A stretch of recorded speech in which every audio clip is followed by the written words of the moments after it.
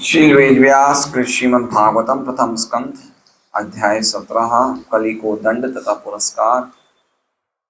श्लोक संख्या 42। अनुवाद एवं तात्पर्य कृष्ण कृपा मूर्ति श्री श्रीमद् अभय चरणारविंद भक्तिवेदांत स्वामी प्रभुपाद द्वारा।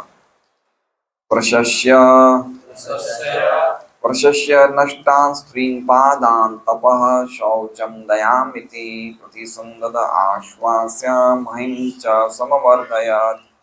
प्रशस्य धर्म रूप बैल का नष्टान विनष्ट त्रीन तीन पादान पावों को तपः तपस्या शौचम स्वच्छता दयाम दया इति इस प्रकार प्रतिसंधदे पुनः स्थापित किया आश्वास्य आश्वासन देकर महिम पृथ्वी को च तथा समवर्धयत सुधार किया।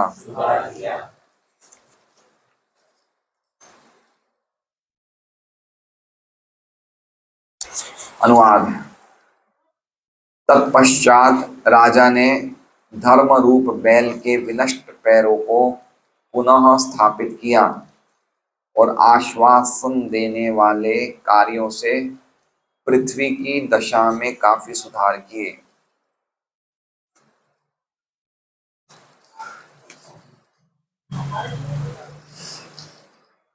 ओम अज्ञानतिमिरान्धस्य ज्ञानाञ्जनशलाकया चक्षुरुन्मीलितं येन तस्मै श्रीगुरुवे नमः।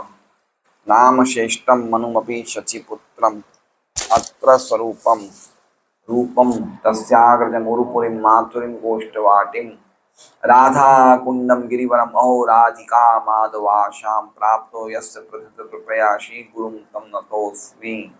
वन्देऽहं श्रीगुरोः श्रीयुतः पदकमलं श्रीगुरून् वैष्णवांश्च श्रीरूपं सग्रजातं सैगण्डरघुनाथान्वितं तं सजीवं साद्वैतं सावधूतं परिजनसहितं कृष्णचैतन्यदेवं श्रीराधा कृष्णपादान् सैगण्डललिता शिवशाखान्वितांश्च गुरु वैष्णव भगवान की ने स्मरण हय विघ्न विनाशन अनायास होय निजवांछित पूर्ण।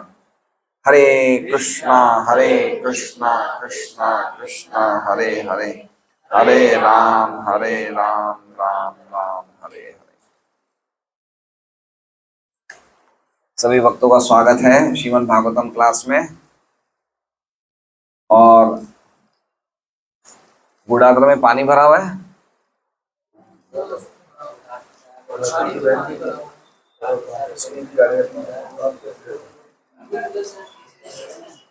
लक्ष्मी नरसिंह प्रभु आज दिखे नहीं और पूनम मुझे लगा गुड़ादरा साइड में पानी होगा।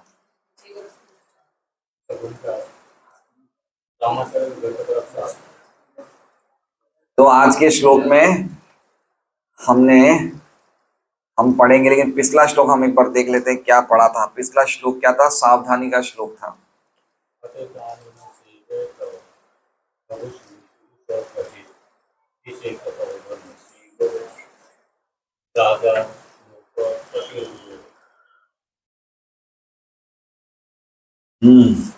अथेतानि न सेवेत।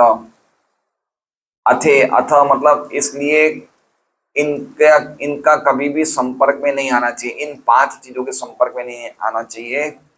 जो व्यक्ति अपना आत्म कल्याण चाहता है, बुभुक्षु मतलब आत्म कल्याण चाहता है, कभी भी इन संपर्क में नहीं आना चाहिए।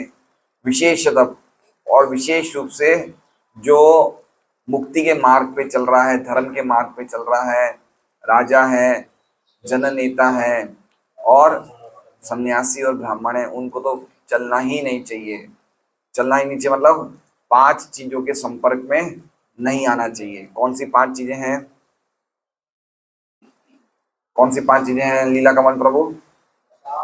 नशा, अवैध संबंध, मांसाहार, मांसाहार, जुआ और सोना यानी कि धन। ठीक है। अब आज का जो श्लोक है 42वां श्लोक है, 42 से श्लोक से लेके 45वें श्लोक तक, मतलब इसके अध्याय के अंतिम श्लोक तक, ये 4 श्लोक में महाराज परीक्षित के यशस्वी राज्य का वर्णन किया गया है। किसका वर्णन किया गया है? यश मतलब उन्होंने एक बहुत महान राज्य चलाया, महानता से धर्म का पालन करते हुए उनके राज्य की महिमा का गान हुआ है इन 4 श्लोकों में, 42, 43, 44, 45। ठीक है, तो ये श्लोक में पर्टिकुलरली किस प्रकार उन्होंने वापस धर्म को स्थापित किया वो हम देखेंगे। विशस्य नष्टान स्त्रीन पादान तपः शौचम दयाम इति। अब सबसे आखिरी शब्द क्या है इस लाइन में? इति। इति को सबसे पहले ले लीजिए। इति मतलब इस प्रकार। इति का अर्थ क्या हो गया? इस प्रकार। नष्टान स्त्रीन, वृषस्य, वृषस्य मतलब धर्म रूपी बैल के जो 3 पांव नष्ट हो चुके थे। इस प्रकार धर्म रूपी बैल के जो 3 पाद मतलब पांव, 3 पांव जो नष्ट हो चुके थे। कौन से थे 3 पैर? तपः शौचम दयाम। क्या किया उन्होंने? प्रतिसंदध। प्रतिसंदध मतलब वापस उनको स्थापित कर दिया। तो उन्होंने क्या 2 काम किए? एक तो बैल के वापस तीनों पैर जो नष्ट हो चुके थे उनको स्थापित कर दिए। कौन से 3 पैर थे? तपः शौचम दयाम। और दूसरा काम क्या किया?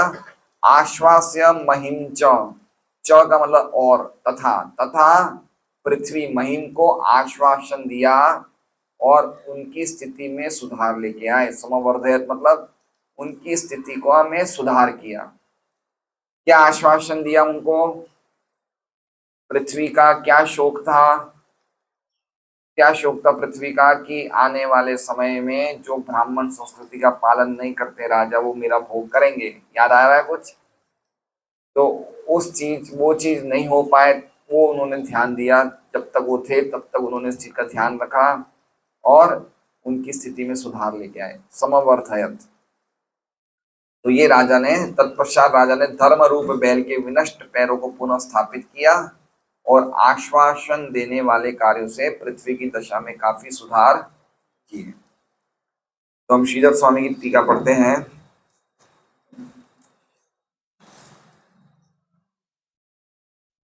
एवं कलिम निग्रह, इस प्रकार कली को सबड्यू, निग्रह मतलब कली को दमन कर दिया। कैसे किया? वृषस्य पादांस प्रतिसंधदे, बैल रूपी धर्म के पादान, तीनों पैरों को। कौन से 3 पैर थे? तप आदिनी, तप आदि मतलब तप, शौच और दया। प्रवर्तित वानित्यर्थ, तप वगैरह का उन्होंने फैलाया। और इस प्रकार इसका अर्थ है, मतलब उन्होंने क्या किया? उनके राज्य में 3 चीजों को प्रचार किया, तपस्या, शौच, दया। इन चीजों को फैला दिया राज्य में। और इस प्रकार उन्होंने धर्म के खोए हुए 3 पैरों को, क्योंकि ऑलरेडी 1 पैर पे तो धर्म खड़ा था, सत्य पे खड़ा था, और सत्य पे खड़ा होने के कारण 3 पैर और उनके वापस परीक्षित महाराज पुनः स्थापित करते हैं। जीव गोस्वामी की एक टीका पढ़ते हैं हम। जीव गोस्वामी की टीका का नाम है क्रम संदर्भ। क्या नाम है? जीव गोस्वामी ने 6 संदर्भ लिखे हैं। क्या लिखे हैं? 6 संदर्भ। 6 मतलब 6, और ये 6 संदर्भ जो हैं ये पढ़ने लायक है।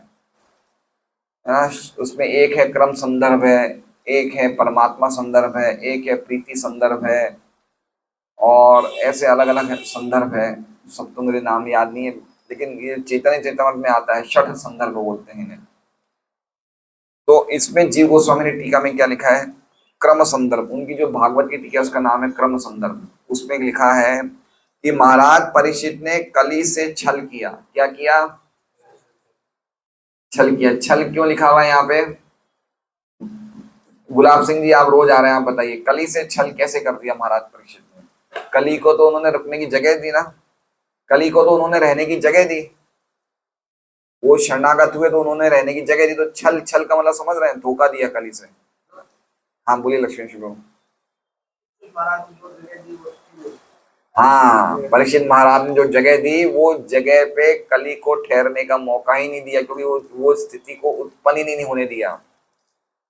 वो 5 चीजों का सफाया कर दिया उन्होंने अपने राज्य से। इसका मतलब किया हुआ छल किया।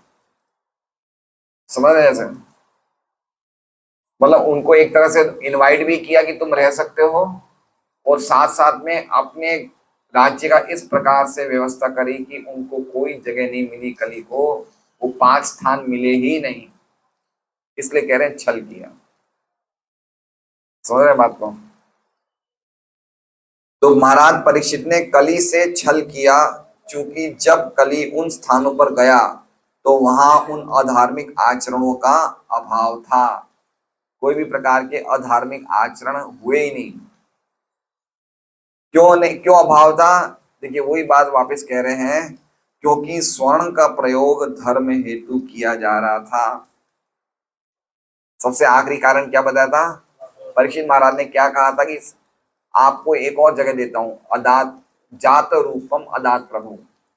उन्होंने 5वीं जगह कौन सी दी? सोना, यानी कि धन दिया कि, और वहां पे क्या चीजें होंगी? वहां पे जहां पे धन होगा वहां पे 5 चीजें होंगी। कौन सी 5 चीजें होंगी? अंधरतम मतलब असत्य, कामम नहीं असत्यम, फिर मदम, मदम मतलब अहंकार, कामम मतलब विषय वासना, फिर चौथा क्या था? है नहीं नहीं नहीं, नहीं वो क्या था? 5वां, चौथा क्या था? 5वां तो वैरम था, चौथा क्या था? नाम याद नहीं आ रहा है। हाँ रजो, रजो मतलब हिंसा, रजोगुण से उत्पन्न होने वाली हिंसा। और 5वां है वैरम मतलब दुश्मनी, शत्रुता। तो जहां पे धन होगा वहां पे 5 चीजें होंगी, तो ऑटोमेटिकली वो 4 चीजें वहां पे आ जाएगी। कौन सी 4 चीजें? जुआ, नशा, सट्टा, मांस भक्षण सब आ जाएगा। तो उन्होंने क्या किया? परीक्षित महाराज ने, ऐसा कह रहे हैं जी गोस्वामी, कि उन्होंने जो धन था स्वर्ण का प्रयोग धर्म हेतु किया। इसका मतलब कली का वास कहाँ पे है? इसका मतलब कली का वास उस धन में है जो धन भगवान की सेवा में नहीं लग रहा है। स्पष्ट लिखा है कि स्वर्ण का प्रयोग धर्म हेतु किया जा रहा था। देखिए समझिए, धर्म करते तो क्या प्राप्त होता है? अर्थ। और अर्थ से हम क्या प्राप्त करते हैं? काम।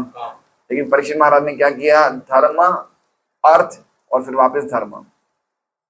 ठीक है, जो अर्थ प्राप्त हुआ उसी को वापस धर्म में लगा दिया। तो उससे क्या हो गया? उससे कली का प्रभाव रुक गया। समझ रहे बात को? इसलिए सबसे इंपॉर्टेंट बात है, इसीलिए विश्वनाथ चक्रवर्ती ठाकुर ने और श्रीधर स्वामी ने 2 चीजें बताई। कौन सी 2 चीजें? कल हमने क्या पढ़ा था हंसुल प्रभु? कौन सी 2 चीजें हैं? दान देने से स्त्री और सुवर्ण। हाँ, अत्यधिक स्त्री प्रसंग और स्वर्ण में यानी कि धन में आसक्ति मत रखिए। तो ये हमें जी गोस्वामी की टीका में से प्राप्त होता है। विश्वनाथ चक्रवर्ती ठाकुर की टीका पढ़ते हैं।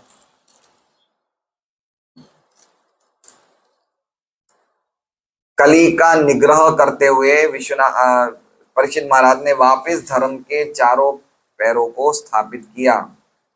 इसका मतलब कि तपस्या और धर्म के दूसरे गुणों को उन्होंने पूरी जगह संवर्धन किया, मतलब फैला दिया, है ना, फैलाव फैलाव कर दिया पूरे राज्य में कि इन चीजों का पालन करो।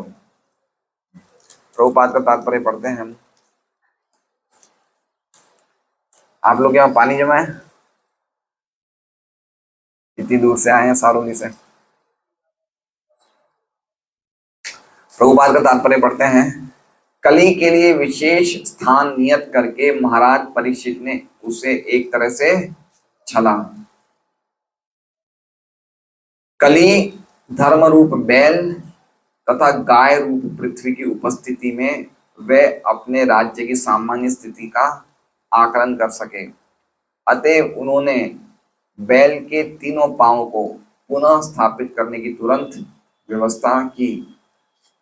ये पांव थे तप, स्वच्छता और दया, और विश्व भर के लोगों के सामान्य लाभ के लिए उन्होंने स्वर्ण भंडार को समाज में स्थायित्व लाने के लिए प्रयुक्त किया। तो वही बात है, उन्होंने जैसा जी गोस्वामी ने बताया कि स्वर्ण स्वर्ण का जो भंडार था, समाज में स्थायित्व मतलब समाज में उन्होंने यज्ञ करके धर्म के धर्म के कार्य में लगा के समाज में उन्होंने प्रयुक्त किया, लगा दिया। सोना निश्चित रूप से असत्य, असत्य का अर्थ क्या हो गया? अनृतम। मद का मतलब मद, वैश्यामृति मतलब कामम, शत्रुता यानी कि वैरम, और हिंसा मतलब रजम को जन्म देने वाला है। किंतु सुयोग्य राजा या जननेता अथवा ब्राह्मण या सन्यासी के मार्गदर्शन में वही सोना धर्म रूप बैल के लुप्त पांवों को फिर से स्थापित करने में प्रयुक्त किया जा सकता है। ठीक है, तो हम देखते हैं कि वही सोना अगर हम उसका दुरुपयोग करते हैं तो 5 चीजें बढ़ जाती हैं। कौन सी 5 चीजें? झूठ, मद और वैश्यावृत्ति, शत्रुता और हिंसा। लेकिन वही धन जब हम भगवान की सेवा में लगाते हैं तो उससे क्या होता है? उससे वापस चारों चीजें धर्म की वापस स्थापित हो जाती है। देखिए, ये बात समझना जरूरी है कि हर एक हम में से जितने भी भक्त भागवतम क्लास सुन रहे हैं या हम लोग क्या कहते हैं प्रचार कर रहे हैं, तो हमें पर्टिकुलर रहना चाहिए। ये धन से आसक्ति बहुत खतरनाक है। धन होना गलत नहीं है, लेकिन धन में अटैचमेंट रखना और धन को भगवान की सेवा में नहीं लगाना, ये कैसे ना कैसे कली को जनरेट कर रहा है। ये 5 चीजों को जनरेट कर रहा है। जनरेट मतलब 5 चीजों को उत्पन्न कर रहा है। ये कैसे हो रहा है वो हमें पता नहीं चलेगा, लेकिन अचानक हो जाएगा। हम नहीं समझ सकते इन चीजों को। इसलिए हमें पूरी तरह से दिमाग में रखना चाहिए कि ये धन जो है, ये धन का कुछ हिस्सा हमें सेवा में लगाना ही चाहिए। ये एक नियम ही बांध देना चाहिए। जैसे हमारा एक नियम होता है कि सरकार को इतना साल हम टैक्स देते हैं, एसएमसी में वेरा देते हैं, ये नियम है। इसमें कभी हम ऐसा नहीं बोल सकते एसएमसी वालों को ये साल मंदिर है, ये साल हम नहीं देंगे, ऐसा नहीं बोल सकते हैं। ये नियम है। तो उसी प्रकार से धन को भगवान की सेवा में लगाना चाहिए, ये नियम होना चाहिए हमारा, बहुत इंपॉर्टेंट है।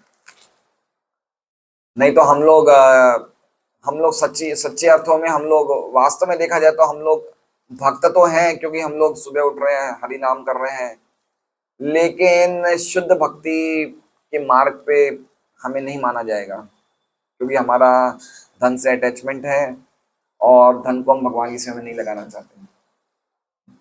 ये बहुत इंपॉर्टेंट पॉइंट है।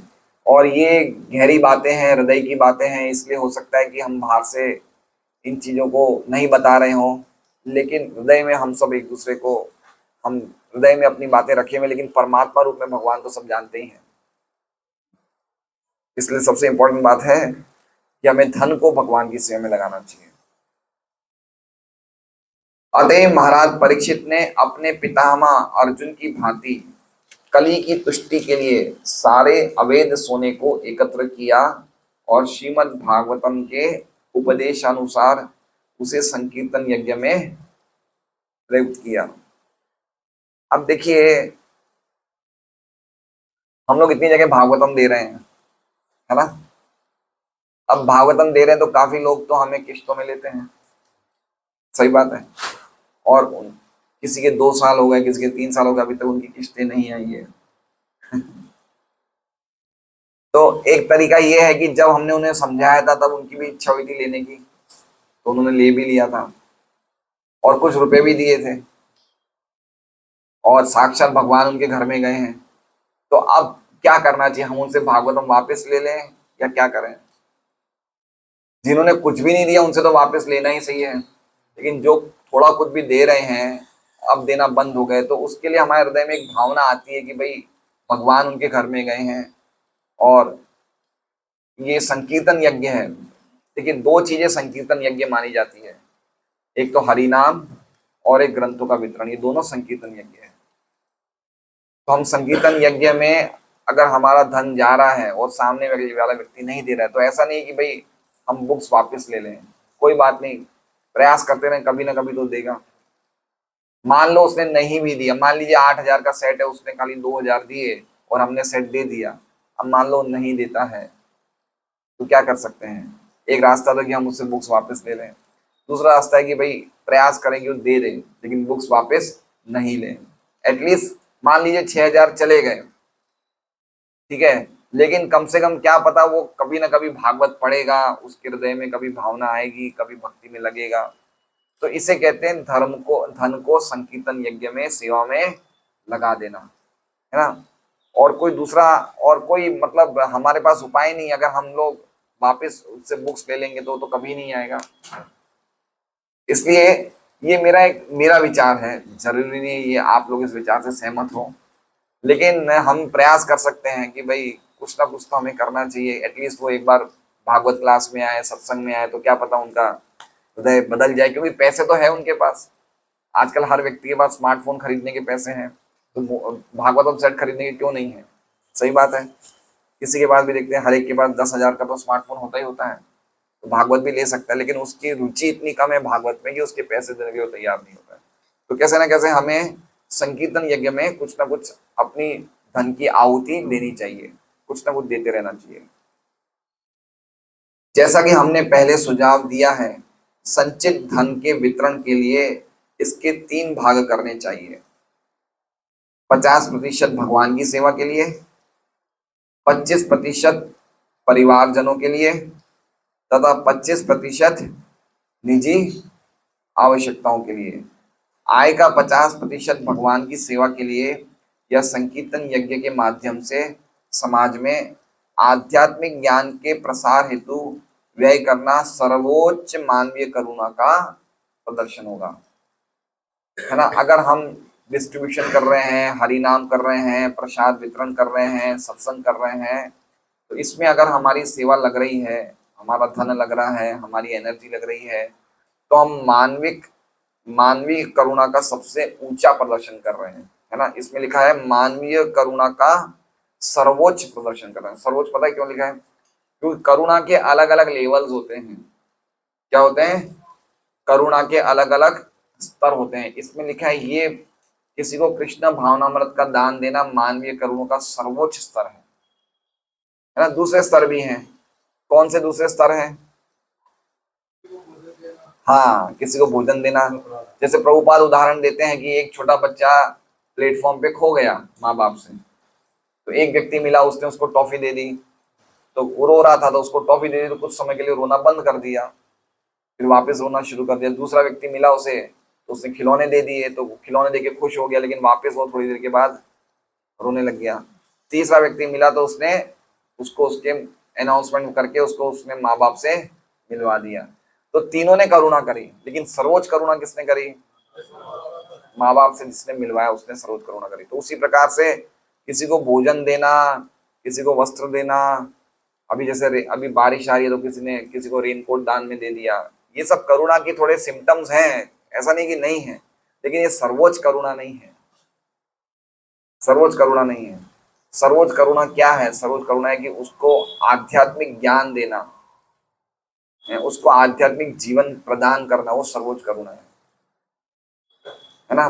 भक्ति सिद्धांत सरस्वती ठाकुर कहते हैं कि अगर कोई व्यक्ति डूब रहा है और डूबते व्यक्ति को आपने कपड़े खाली बचा है, उस व्यक्ति को डूबने दिया, तो उसकी वो करुणा करने से क्या फायदा?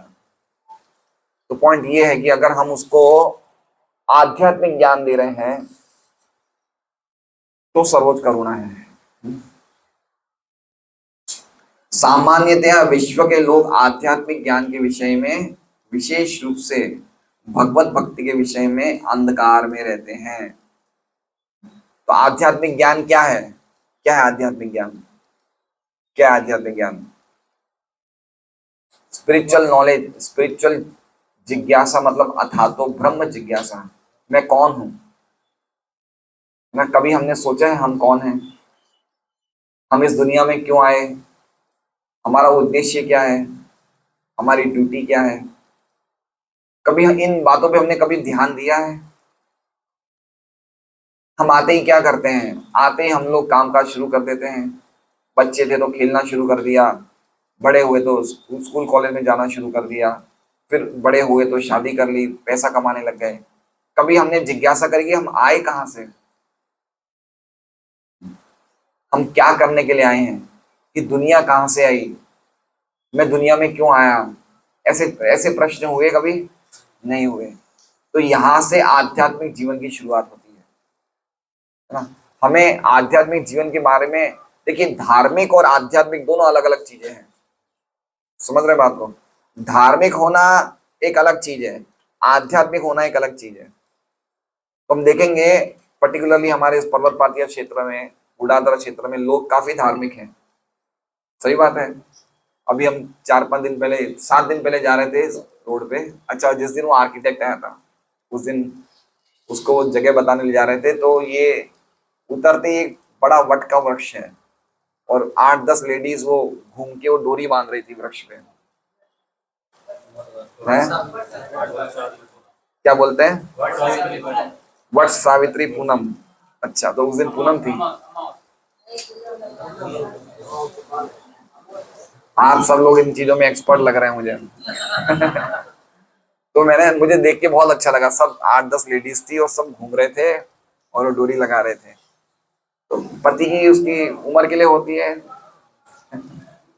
तो धार्मिक कार्य है ये, पुण्य कार्य है, इसमें पुण्य प्राप्त होता है, धार्मिक कार्य है। लेकिन ये सब चीजें क्या दिव्य धर्म नहीं है।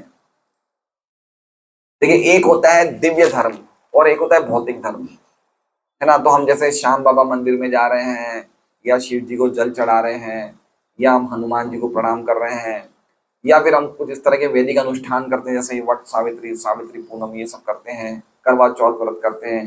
ये धर्म तो है, लेकिन ये धर्म कैसा है? ये धर्म प्रकृति के 3 गुणों से दूषित है। इसलिए इस धर्म को करने से हमारे में आध्यात्मिक ज्ञान नहीं जन्म लेगा। हम जो धर्म का पालन कर रहे हैं क्या है? ये दिव्य धर्म है। भगवान के बारे में सुनना, भगवान का कीर्तन करना। क्यों? क्योंकि हम परम सत्य से पूरी तरह से संपर्क में आ जाते हैं, है ना। हमारी चेतना को क्या बोलते हैं? अणु चेतना। और भगवान की चेतना कौन सी है? विभू चेतना। तो अणु चेतना को विभू चेतना से हम मिला रहे हैं, संपर्क में आ रहे हैं, तो हम लोग सीधा का सीधा सबसे ऊंचे धर्म में आ जाते हैं। जैसे हम लोग जब स्कूल में जाते थे तो कभी कभी साइकिल चलाते, तो हमारे को स्कूल क्लास के बच्चे वो नया नया लूना आई थी उस टाइम, तो हम उसके कंधे पे हाथ रखते थे, तो वो लूना की स्पीड से हम लोग चलने लग जाते थे, समझ रहे? तो कहने का मतलब ये है कि परम चेतना से अपने आप को संपर्क में लाना, अणु चेतना को, तो दिव्य धर्म प्रकट होता है। तो उसी प्रकार से धार्मिक होना एक अलग बात हो गई, आध्यात्मिक होना एक अलग बात हो गई। तो पर्टिकुलरली लोगों को इतना ही आइडिया है कि धर्म करना चाहिए। जैसे अभी हम लोग अभी संडे को वाटिका में गए थे, और वाटिका में एक आई बिल्डिंग में रहते हैं, उनकी कोई वो थी, क्या कहते हैं, मैरिज एनिवर्सरी थी। तो हमने सोचा भागवतम का सेट लेंगे, तो हम चले गए उनके घर में अपना डिस्ट्रीब्यूशन के बाद 12 बजे। तो हमने उन्हें कहा, वो शाम को 4 बजे सुंदरकांड रखवा रहे थे, वो पति पत्नी की एनिवर्सरी के उपलक्ष्य में सुंदरकांड रखवा रहे थे। मैंने उनसे पूछा कितने साल हुए शादी? बोले 35 साल हो गए। वो सुंदरकांड रखवा रहे थे। फिर मैंने कहा कि अब आप 35 साल शादी के हो गए, अब आपकी उम्र भी 55-60 साल की हो गई, अब तो आप भागवतम लीजिए। बोले समय नहीं है मेरे पास, है ना। तो धर्म का काम कर रहे हैं, सुंदरकांड कर पा रहे, सुंदरकांड तो भगवान का ही काम है, रामायण पढ़ रहे हैं, लेकिन वो आध्यात्मिक ज्ञान से पूरी तरह से वो बिल्कुल जीरो हैं।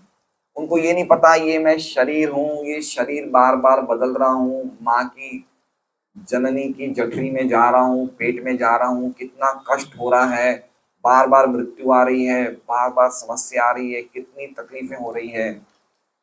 ये चीज उसके दिमाग में नहीं घुसती है ना। ये चीज, ये ज्ञान किसको मिलेगा? वैष्णव मार्ग पे चलने से ही ज्ञान मिलेगा।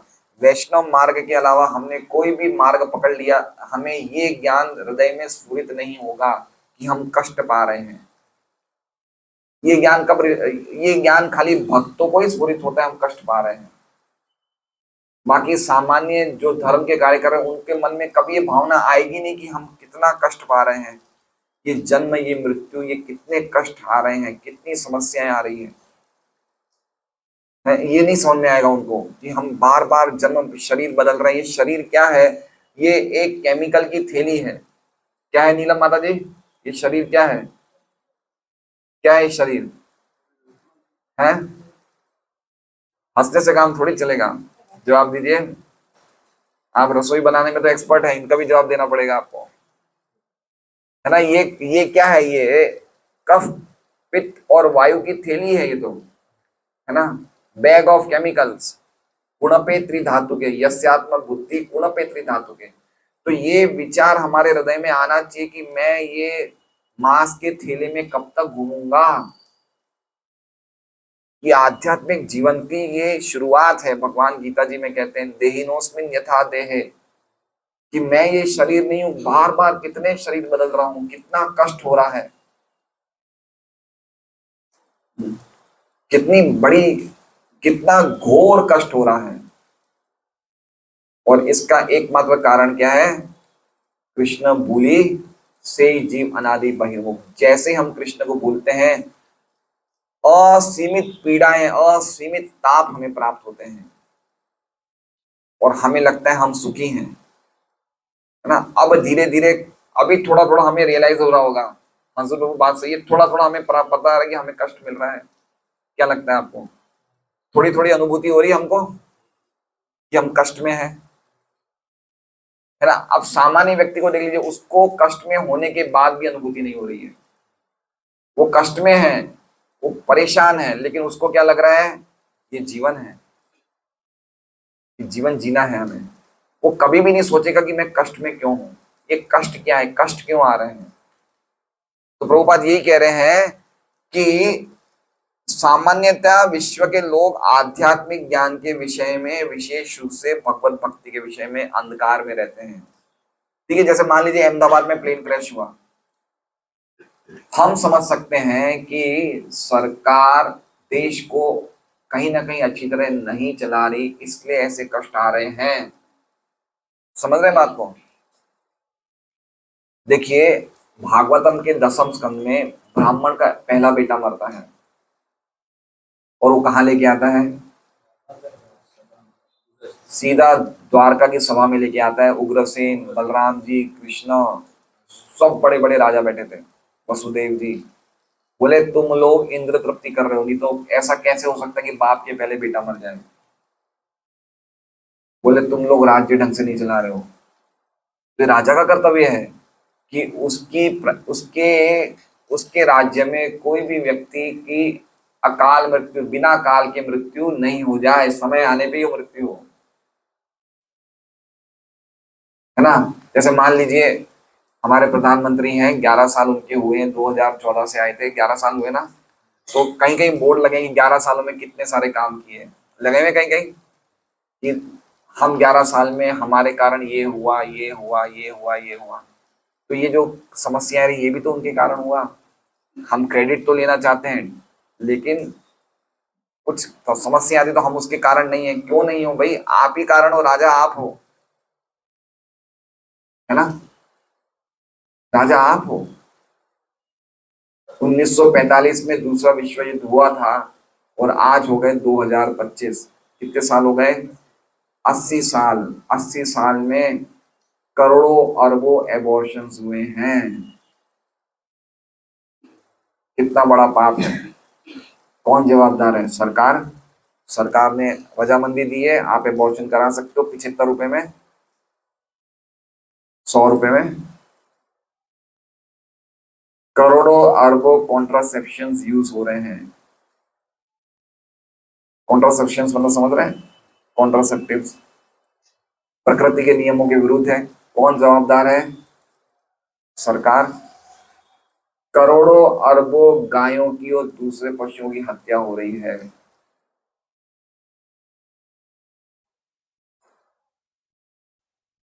तो ये क्या है? जो चीज हम करते हैं वही चीज वापस लौट के आती है। तो जैसा हम प्रकृति के सामने हम खिलवाड़ करेंगे वही चीजें वापस आएंगी। तो ऐसा मत समझिए कि ये प्लेन क्रैश हो रहा है या कोई तूफान आ गया या हजारों की संख्या में लोग मर गए तो ये अचानक हो गया। अचानक नहीं हो गया, ये सब वही चीजें हो रही है जो मनुष्य प्रकृति के सामने गलत काम करता है, वही चीजें वापस लौटती हैं। और ये भागवतम में मुझे हयग्रीव प्रभु आए थे ऊपर प्रसाद में 9वें स्कंद में पढ़ाया था उन्होंने। 9वें स्कंद में 16वें अध्याय का 18वां 19वां श्लोक उसमें पढ़ाया था कि जिस प्रकार ऐसे हरकतें होती है तो अग्नि, तो मैंने कहा प्रभु जी प्लेन क्रैश क्या है? बोले प्लेन क्रैश अग्नि से ही तो हुआ है। तो अग्नि लिखा हुआ है, अग्नि महामारी, महामारी मतलब कोविड, बोले ये सब आएगा। परशुराम जी इस रूप में आते हैं, उसमें लिखा हुआ है परशुराम जी इस रूप में आते हैं और इस तरह से महामारी अग्नि के द्वारा लोगों को पीड़ित करते हैं। तो समझना चाहिए कि ये सब आध्यात्मिक ज्ञान है। ये सब चीजें हमें कैसे पता चल रही है? आध्यात्मिक ज्ञान की तरह। यद्यपि प्रधानमंत्री अच्छे हैं लेकिन ये सब चीजें का ज्ञान उनको नहीं है कि ऐसा भी होता है कि गौ हत्या के कारण ये सब बड़े बड़े कष्ट आते हैं। तो आध्यात्मिक ज्ञान की कमी है नहीं है, बताइए। तो अगर हम लोगों को आध्यात्मिक ज्ञान दे रहे हैं, उन्हें गीता दे रहे हैं, भागवत दे रहे हैं, उन्हें हरे कृष्ण महामंत्र बोलने के लिए दे रहे हैं, उन्हें सत्संग में बुला रहे हैं, उनको कुछ बात करके उनके भक्तिमय जीवन में उनके वर्धन कर रहे हैं, तो इससे बढ़कर क्या सर्वोच्च मानवीय करुणा होगी? समझ रहे हैं बात को? जैसे मान लीजिए अभी नंद किशोर के पास में कोई समस्या है और इसने मुझे कहा प्रभु जी मुझे 1 लाख रुपए दे दीजिए, ठीक है, और मैंने 1 लाख दे दिया, इसको बड़ा अच्छा लगेगा, लेकिन ये करुणा कितनी लंबी चलेगी? कितनी लंबी करुणा चलेगी? वो 1 लाख खत्म हो जाएगा, बस खत्म हो गई करुणा। लेकिन अगर मैंने इन्हें भक्ति का ज्ञान दिया है, ये बताया कि तुम शरीर नहीं तुम आत्मा हो, तो वो ज्ञान हमेशा इनके साथ रहेगा, वो ज्ञान कभी भी नष्ट नहीं होगा। हो सकता है कुछ समय के लिए भक्ति में ढीले पड़ जाए, लेकिन वापस ये कहीं ना कहीं से भक्ति को वापस कैच कर लेंगे, है ना। गीता जी में लिखा है तत्र तम बुद्धि संयोगम लभते पौर्वदेहिकम, है ना। पिछले शरीर के चेतना वापस इस शरीर में जागृत हो जाती है। इसलिए ये बात भली भांति समझना चाहिए कि अगर हमें किसी पे करुणा करनी है तो उसको आध्यात्मिक ज्ञान देना चाहिए, उससे बढ़कर कोई करुणा नहीं है। लेकिन अभी हम ये करुणा क्यों नहीं कर पा रहे? क्योंकि हमें भी नहीं पता कि आध्यात्मिक ज्ञान सबसे बड़ी करुणा है। समझ रहे हैं? हम खुद को नहीं पता है कि आध्यात्मिक ज्ञान देना सबसे बड़ी करुणा है, तो सामने वाले को तो क्या पता चलेगा, बताइए? हैं? हाँ, हमें भी पता नहीं चल रहा है कि हम बीमार हैं और हमें कितनी ऊंची चीज मिली है और इस चीज को कैसे बांटना चाहिए। हम भी पता कैसे ले रहे हैं, एक तरह से हम भी यही ले रहे हैं कि भाई हम रोज का जो धर्म कर रहे हैं, पूजा पाठ कर रहे हैं, करना चाहिए, लेकिन कितनी ऊंची चीज मिली हम वो नहीं समझ पा रहे हैं। इसका एक ही रास्ता है, जब हम निरपराध पूर्वक हरे कृष्णा कृष्णा कृष्णा हरे हरे, हरे राम राम राम हरे हरे। पहली 2 लाइन पढ़ लीजिए खाली, चेतो दर्पण मार्जनम, क्या होगा? हमारा चित्त साफ होगा। भव महादावाग्नि निर्वापणम, दूसरा क्या बता रहे हैं कि जो हम ये संसार दावानल में है जिसमें हमारी हृदय में अग्नि जल रही है, निर्वापणम, वो शांत हो जाएगी। तीसरा पॉइंट क्या बताया? शेर श्रेय कैरव, क्या है तीसरी पॉइंट? क्या है? चंद्रिका, है ना। हमारे हृदय में सौभाग्य का सुंदर कमल खिलेगा। और विद्या वधु जीवनम, और विद्या रूपी वधु, वधु मतलब वाइफ, जीवनम, जहां पे हरि नाम होगा वहां पे विद्या अपने आप ही पीछा पीछा करेगी। तो कौन सी विद्या? आध्यात्मिक विद्या, स्पिरिचुअल नॉलेज। इसलिए सब कुछ इस पे आधारित है, हमारे हरि नाम करने पे, है ना। राम नाम सत्य है, एक ही चीज बचा है कलयुग में, सत्य। तो ढंग से करने से, और मैं आपको सही कह रहा हूं, जिस दिन हम लोग हरे कृष्णा वाला महामंत्र है, ये हरे कृष्णा महामंत्र, ये हर एक मंत्र में अगर हमारी प्रार्थना होगी तो देखिए उस दिन हमारी चेतना में कितना जबरदस्त निखार आएगा, उस दिन की चेतना में। इसलिए मेरा पुनः निवेदन है कि हम जिस चीज से खड़े हुए हैं जिस चीज में हमारी नींव है उसमें ढंग से नींव को पक्का बनाएं। मैं फिर भक्तों से निवेदन करता हूं कि कोटि जन्म अगर हम घूमते फिरते हुए माला करेंगे तो माला में कभी भी रुचि नहीं आएगी। हमारा प्रोसेस फेलियर हो जाएगा। माया इतनी खतरनाक है, कैसे हमें ले डूबेगी हमें पता ही नहीं चलेगा। इसलिए माया कभी नहीं सोती। 24 घंटे, 7 दिन, 365 दिन, 30 दिन, सभी दिन माया खुली रहती है। देवी ऐसा गुणमयी मम माया दुरत्या। इसलिए हरिनाम के साथ खिलवाड़ ना करिए, बहुत इंपॉर्टेंट है। सबसे बड़ी तपस्या है हृदय से हरिनाम करना इस जगत में, और उससे बढ़कर कोई तपस्या नहीं है। आप आने वाले दिनों में हो सकता है हिमालय चढ़ जाओगे, उसमें कोई बड़ी तपस्या नहीं है, लेकिन 16 माला निरपराध पूर्वक करना, इससे बढ़कर कोई तपस्या नहीं है। और बिना तपस्या के कोई भी व्यक्ति अद्भुत कार्य नहीं कर सकता। ब्रह्मा जी भी जब जन्म हुए थे तो उनको बहुत सारी चीजें करने की इच्छा थी। भगवान ने कहा पहले तप करो। क्या करो? बिना तपस्या के कुछ नहीं हो सकता है। और हमारे लिए तपस्या को बहुत सिंप्लीफाई कर दिया है। हमें ना तो तपस्या करने के लिए गंगा जी में जाना है स्नान करने के लिए, ना ही हिमालय में। खाली हम निरपराध पूर्वक हर एक मंत्र में ढंग से प्रार्थना पूर्वक जप करें भगवान के सामने, तुलसी जी के पास, बिल्कुल गंभीरता से। वो हमारी असली तपस्या है। और वो तपस्या से जब हम युक्त होंगे, जब वो तपस्या के साथ होंगे, वो तपस्या भी स्वयं भगवान है ना। भगवान कहते हैं कि भक्तों की तपस्या मैं ही हूं। वो तपस्या जब हम लोगों को बोलेंगे तो लोगों के जीवन में बदलाव आएगा। इसलिए बहुत इंपॉर्टेंट है ये समझना कि हमें भारत भूमि मनुष्य जन्म, या जन्म सार्थक कर ही परोपकार। अगर हमारा खुद का ही जन्म सार्थक नहीं हो तो लोगों पे कैसे परोपकार करेंगे? है, समझिए बात को। अभी नीलम माता जी के पास कोई आया कि मुझे बैगन का भुर्ता बनाना सिखाओ। अब इनको खुद को ही नहीं आएगा तो दूसरे को क्या सिखाएंगे? है ना। तो अगर हम खुद ही ढीले हैं तो लोगों को क्या हम भक्ति में समझाएंगे? ये आ गए गाड़ी वाले बाबू आ गए, गाड़ी खरीद के ये अलग ही नशे में घूम रहे हैं। मनुष्य प्रभु जय हो। गाड़ी वाड़ी में आए क्या मनुष्य प्रभु?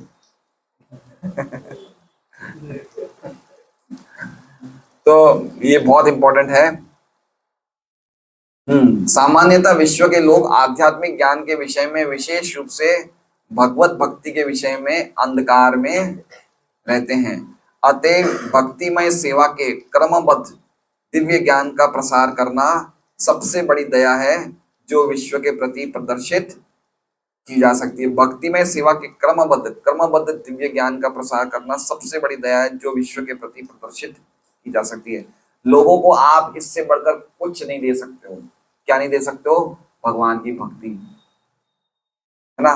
धर्म, अभी अभी देखिए धर्म, परीक्षित महाराज क्या कर रहे हैं?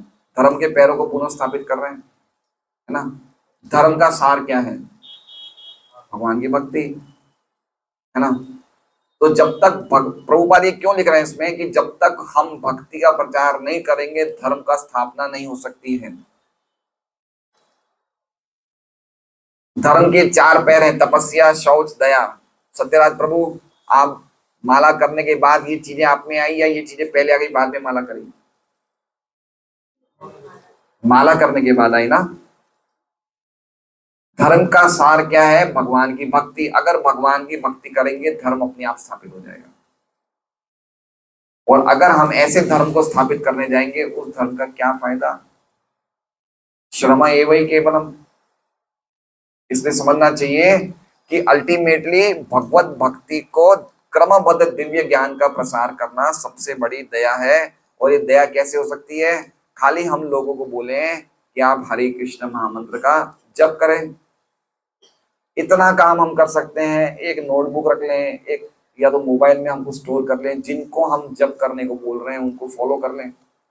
मैंने कुछ महीनों पहले कहा था कि हर एक व्यक्ति खाली 5 जनों को भी फोन करे कि आप लोग हरे कृष्ण महामंत्र की 16 माला करिए, 4 माला करिए, 8 माला करिए। वो कुछ तो शुरू करेगा, उसको कितना अच्छा लगेगा। अगर किसी ने शुरू कर दिया, उसका कल्याण हो गया, कितना अच्छा लगेगा। अभी हमने क्या किया था कुछ दिनों पहले, एक हल्द्वानी एक जगह है उत्तराखंड में, नैनीताल के पास। तो वहां से एक व्यापारी आए थे, करीबन 1 महीने पहले आए थे हमारी दुकान पे। हैं?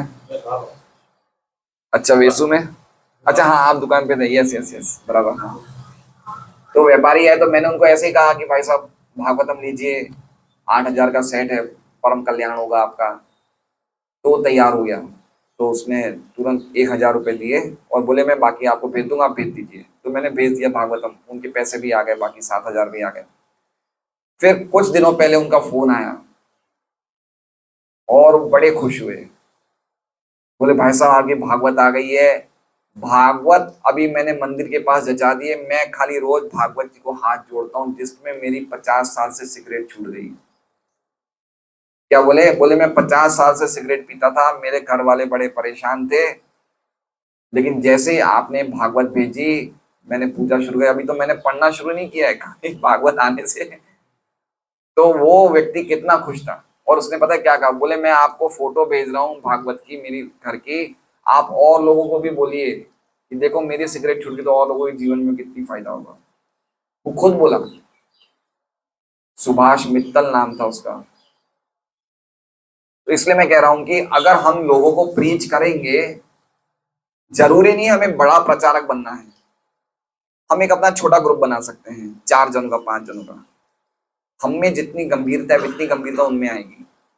खाली 4-5 जनों का ग्रुप बनाए, उनको फोन पे कल्टीवेट करें। काफी भक्त तो ऐसे हैं जिनके पास सत्संग केंद्र नहीं है, ऐसे बड़े बड़े अच्छे, वो लोग ऑनलाइन कल्टीवेट करते हैं, फोन पे कल्टीवेट करते हैं। तो भगवत भक्ति का स्कोप अनलिमिटेड है, अनलिमिटेड, कोई उसकी सीमा नहीं है। गांव हो चाहे शहर हो, चाहे हमारा इलाका हो, चाहे सोसाइटी हो, चाहे बिल्डिंग हो, हम कहीं भी कर सकते हैं। एक व्यक्ति थे गुरु महाराज के, हम प्रभुपाद के शिष्य थे। वो, उनकी क्या आदत है, 50 साल से वो रोज सुबह 3:30 बजे उठ के अपनी सोसाइटी में हरि नाम संकीर्तन करते हैं। रोज सुबह कोई नहीं मिलता तो अकेले ही घूम के 2-3 गलियों में हरे कृष्णा कीर्तन करते करते 3-4 गलियों में घूम रोज करते हैं। तो ऐसे भी भक्त होते हैं कि किस प्रकार अलग अलग भक्त अलग अलग तरीके से कुछ ना कुछ प्रचार करते हैं कि जैसे लोग लोग जुड़े, और वो काम भगवान को बहुत प्रिय है। आज मैं दक्ष प्रजापति का और भगवान के संवाद पढ़ रहा था 6ठे स्कंद में। तो भगवान दक्ष प्रजापति, दूसरी बार हुआ जो है दक्ष प्रजापति, जो चाक्षुष मनवंतर में आए, प्रचिताओं के बेटे के रूप में। तो दक्ष प्रजापति ने तपस्याएं करी, खूब प्रार्थना की, तो भगवान प्रकट हो गए। तो भगवान ने कहा कि मैं तुमसे बहुत प्रसन्न हूं, क्योंकि तुम लोगों के कल्याण के बारे में सोच रहे हो। दक्ष प्रजापति का काम क्या था? पॉपुलेशन को बढ़ाना। क्यों? क्योंकि लोग आएंगे तो लोग भगवान की भक्ति में लगेंगे, लोगों का कल्याण होगा। तो भगवान ने कहा तुम लोगों का कल्याण सोच रहे हो, इसलिए मैं तुमसे बहुत खुश हूं। तो प्रभुपाद तात्पर्य लिखते हैं कि जो भी व्यक्ति, यद्यपि हम दक्ष प्रजापति या ब्रह्मा जैसी स्टेज पे नहीं है, लेकिन अगर हम प्रचार कर रहे हैं तो हमारे में और ब्रह्मा में कोई अंतर नहीं है। भगवान ये अंतर नहीं देखते, भगवान खाली क्वालिटी देख रहे हैं, दोनों काम एक ही कर रहे हैं।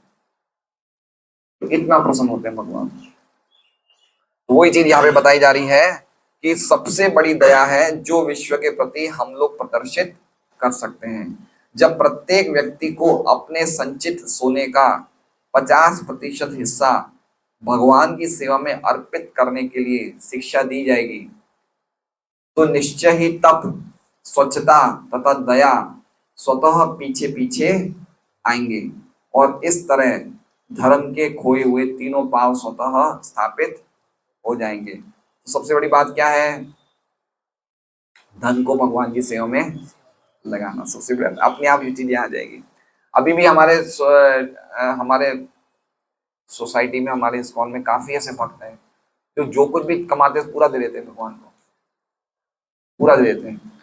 सबसे बड़े एग्जाम्पल तो जयानंद प्रभु है, प्रभुपाद के शिष्य।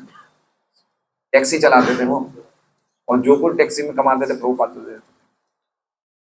ऐसे बहुत सारे गृहस्थ भी हैं जो कुछ रखते ही नहीं, थोड़ा बहुत रखते हैं बस, बाकी सब दे देते हैं।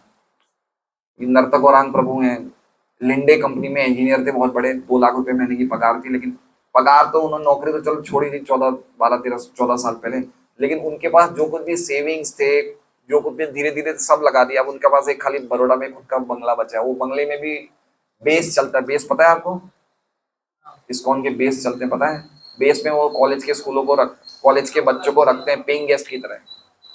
ये बेस बहुत फेमस हो रहे हैं इस्कॉन के।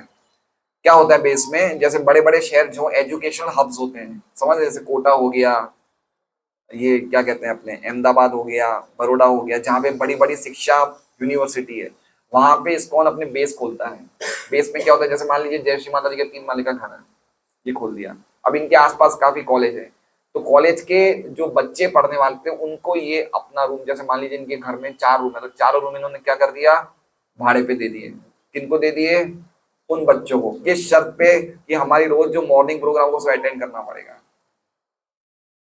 तो वो बच्चे जो स्कूल में जाते हैं वो मंगल आरती अटेंड करते हैं, और उनको एक छोटा सा नियम रखते हैं, भाई 16 माला तो कोई करता नहीं होगा, तो 4 माला करो, उसके बाद उनको प्रसाद देते हैं। फिर शाम को गीता जी की क्लास होती है, तो इतना चालू करते हो। तो ऐसे करते करते कितने स्कूल कॉलेज में पढ़ने वाले बच्चे भक्त बन गए। हाँ, कोई कोई ऐसे हो गए जो ब्रह्मचारी बन गए। पूना में बहुत फेमस है रखा है सिस्टम। तो पूना में काफी भक्त तो इस प्रकार से ब्रह्मचारी बने। तो उन्होंने जो नर्तकरामपुर का जो बड़ौदा में बंगला है वो इस्कॉन मंदिर के पास है, तो उन्होंने अपने बंगले को भी बेस के रूप में दे दिया है। तो दामोदर चैतन्य प्रभु उस बेस को उसको रन करते हैं, और वहां पे 8 10 बच्चे रहते हैं। तो कहने का तात्पर्य है कि जन्म तो सफल तभी होता है जब हम एतावत जन्म देहि नाम प्राणे अर्थे धिया वाचा श्रेय आचरण, जो हम प्राण से, अर्थ से, अपनी बुद्धि से, अपनी वाणी से सब कुछ लोगों के कल्याण में लगा दे। और लोगों का कल्याण क्या है, मतलब भगवान की भक्ति में लगा दे। अपने बारे में सोचना, भक्ति में आने के बाद भी मैं और मेरे के बारे में सोचना, इतनी उन्नत चेतना नहीं है जो होनी चाहिए। इस चेतना से हमें ऊपर उठना चाहिए। जब पर्याप्त तप, स्वच्छता, दया तथा सत्य होगा तो पृथ्वी माता पूर्णतः तुष्ट होगी। ये पृथ्वी माता पूर्णतः तुष्ट होगी, ये कहीं भागवतम के श्लोक में लिखा हुआ है। इसमें लिखा है, जब पर्याप्त तप, स्वच्छता, दया तथा सत्य होगा तो पृथ्वी माता पूर्णतः तुष्ट होगी। कहीं लिखा हुआ है श्लोक में है? संवर्धयत, संवर्धयत मतलब संवर्धन होगा, उनको पौष्टिकता मिलेगी, नरिशमेंट मिलेगा उनको, है ना। उनकी सेहत अपने आप अच्छी हो जाएगी कि लोग धर्म का पालन कर रहे हैं। उनका रोना इसलिए तो था कि जो धर्म का पालन नहीं करेंगे वो मेरा भोग करेंगे, तो पृथ्वी माता खुश हो जाएगी, लोग धर्म का पालन कर रहे हैं। और कली को मानव समाज के ढांचे में घुसपैठ करने का कोई अवसर प्राप्त नहीं हो सकेगा। हरे कृष्णा। श्रीमद् भागवतम की जय। वांछा कल्पतरुभ्यश्च कृपा सिंधुभ्यो च पतितानां पावनेभ्यो वैष्णवेभ्यो नमो नमः। आज भी इतनी बारिश में भी 30 35 तो भक्त आए हैं, 40 भक्त हैं। चलिए, बहुत अच्छा है। सभी भक्तों को बहुत बहुत साधुवाद कि हम लोग सुनने आ रहे हैं, है ना। हो सकता है जो हम सुन रहे हैं उसको तुरंत हम क्रिया में नहीं ला पा रहे हैं, लेकिन एटलीस्ट हम जो सुन रहे हैं उसमें हमें श्रद्धा है और हमारी सुनने की इच्छा है, तो धीरे धीरे सुनने के प्रोसेस से हम उसे क्रिया में ले आएंगे। एटलीस्ट हम सुन रहे हैं कम से कम, है ना। जैसे महाप्रभु आए थे संडे को, उन्होंने कहा था श्रवण की 3 अवस्था होती है, सुनना, फिर समझना और जीवन में अप्लाई करना। तो हो सकता है शायद हम अभी पहली अवस्था में हो, या दूसरी अवस्था में, तीसरी में नहीं आए, लेकिन धीरे धीरे हम आ जाएंगे अगर हमारे में सुनने में श्रद्धा होगी कि हम श्रवण करते रहेंगे। हरे कृष्ण। लेकिन आना है, ऐसा नहीं सुनते ही रहे आना जरूरी है। एक पॉइंट पे आने के बाद तो हमें गंभीर बनना ही पड़ेगा, है ना। ऐसा नहीं है कि हम पूरे टाइम, पूरे जीवन में इसी भक्ति की रेलगाड़ी को पैसेंजर ट्रेन की स्पीड में चलाते रहे, ऐसा नहीं हो सकता है। एक टाइम पे आके हमें गंभीर होना पड़ेगा, स्ट्रांग होना पड़ेगा। ठीक है, अभी हम लोग काफी, हमारी जवाबदारी है जिसके कारण हम लोग स्ट्रांग नहीं हो पा रहे हैं, लेकिन एक समय पे आके हमें गंभीर होना पड़ेगा। हरे कृष्णा। श्रीमद् भागवतम की जय। शील प्रभुपाद की जय। आज का